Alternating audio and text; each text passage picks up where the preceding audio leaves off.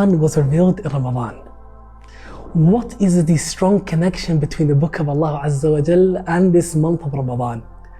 This is a question perhaps that we all ask about. Why is it that we stress the Quran so much in Ramadan?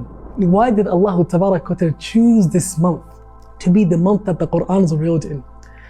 When you look at all the statements of the Prophet ﷺ, what he told us about this month, he told us that Ramadan is the month that the gates of paradise are open and not a single gate is shut, and the gates of the hellfire are closed, not a single gate is open, and the devils are shackled up, and a caller calls out saying, oh, the one who seeks goodness come forth, and the one who seeks evil fall back.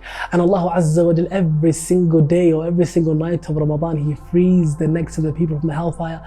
All of these things, they tell us something essential about this month of Ramadan, that it is being prepared for you. Everything has been prepared for you in order for you to receive the guidance of the Quran, to attain in the guidance of the Quran.